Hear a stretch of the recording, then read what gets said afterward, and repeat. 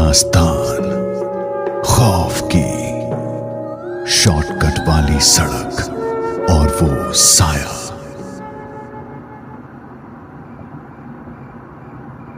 रात के 1 बज रहे होंगे। अनुराग अपने दोस्तों के साथ नेपाल से बिहार के पूर्णिया लौट रहा था। दिसंबर की सर्द रात, दूर दूर तक अंधेरा ही अंधेरा। कोहरे की हल्की चादर भी अब चढ़ने लगी थी। गहरे सन्नाटे ने इलाके को घेर रखा था। काले बादल मंडरा रहे थे और दूर दूर तक खामोशी छाई हुई थी। इनोवा की आगे वाली सीट पर ड्राइवर के साथ अनुराग, बीच में पवन, प्रांजल और ऐश्वर्या। पीछे की सीट पर अमृतांशु अकेले आराम फरमा रहा था। गपशप के बीच अचानक से ऐश्वर्या हंसते हुए बोली, अरे यार, यहां गांव में भूत प्रेत और चुड़ैल होते हैं ना? कैसे दिखते हैं ये? सही में ये सब होते हैं या बस ऐसे ही लोगों का वहम है?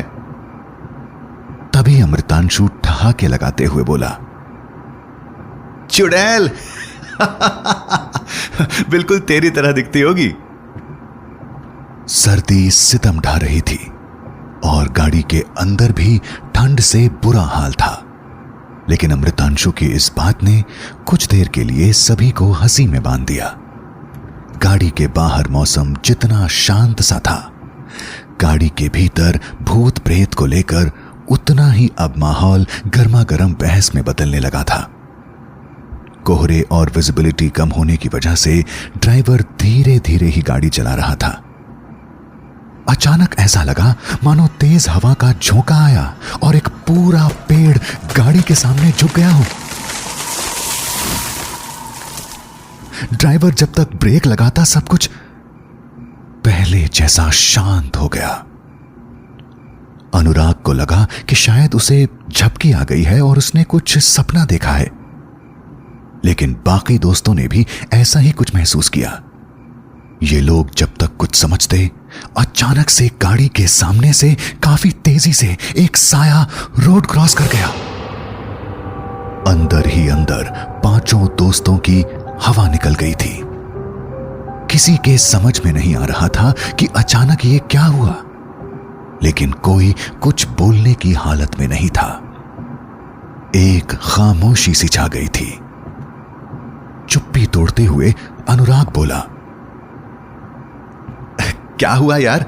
इतना सन्नाटा क्यों छा गया? कहीं कहीं डर गए क्या तुम लोग? विंडो से बाहर देखते हुए अनुराग को लगा कि ये रास्ता तो बिल्कुल अलग सा है। सुनसान सड़क, एक तरफ दूर तक फैली नदी तो दूसरी तरफ घने जंगल। रास्ता भी वन वे था। अनुराग ने ड्राइवर से पूछा, ये रास्ता तो हाईवे नहीं लग रहा है। हम जिस रास्ते से शाम को आए थे वो तो हाईवे था ना? ड्राइवर डरते हुए बोला, भैया ये शॉर्ट रास्ता है, हाईवे तो हमने पीछे ही छोड़ दिया।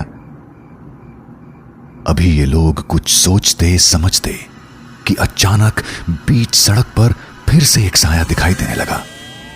दूर से देखकर ऐसा लग रहा था मानो वो किसी का इंतजार कर रहा हो। आसपास ना कोई बस्ती थी और ना ही किसी का घर। इस सुनसान शॉर्टकट रास्ते पर ना तो स्ट्रीट लाइट थी और बादलों की वजह से ना चांद की रोशनी।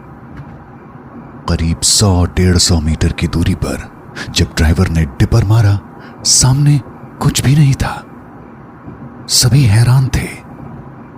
अभी अभी तो बीच सड़क पर किसी का साया दिख रहा था, अब अचानक से वो कहां गायब हो गया? अचानक गाड़ी के पिछले दरवाजे पर किसी के हाथ मारने की आवाज हुई। अमृतांशु ने पीछे मुड़कर देखा, लेकिन वहां कोई भी नहीं था। ये सब सोचकर अनुराग और उसके दोस्त इतना डर गए कि उनके चेहरे पसीने से भीग गए थे। हाथ पांव कांपने लगे थे। कोई समझ नहीं पा रहा था कि क्या करें। सभी दोस्तों को यह एहसास हो रहा था कि कुछ तो गड़बड़ है। लेकिन कोई किसी से कुछ बोलने की हालत में नहीं था। अनुराग ने ड्राइवर को गाड़ी तेज भगाने को कहा। अभी गाड़ी 200-300 मीटर ही आगे गई होगी कि अमृतांशु अजीब हरकतें करने लगा। कभी अपने सर को वो गाड़ी के शीशे पर मार रहा था, तो कभी अपने ही हाथों से अपना गला दबाने की कोशिश कर रहा था। अलग अलग तरह की आवाजें निकालने लगा था।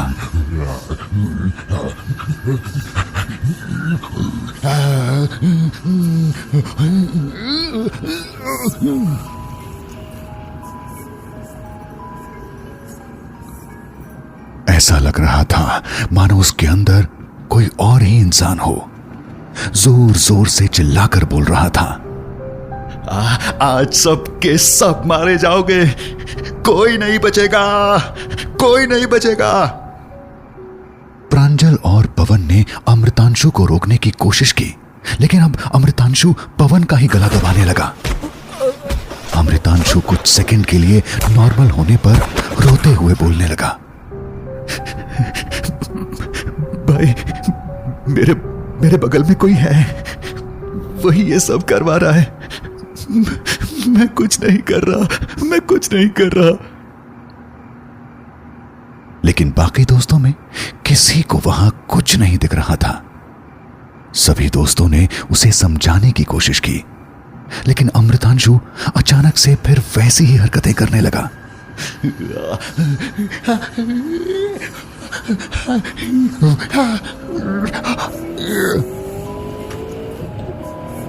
गाड़ी तेजी से दौड़ रही थी, लेकिन अमृतांशु को कंट्रोल करना इन दोस्तों के लिए मुश्किल हो रहा था। अचानक पीछे का गेट खोलकर अमृतांशु चलती गाड़ी से नीचे कूद गया।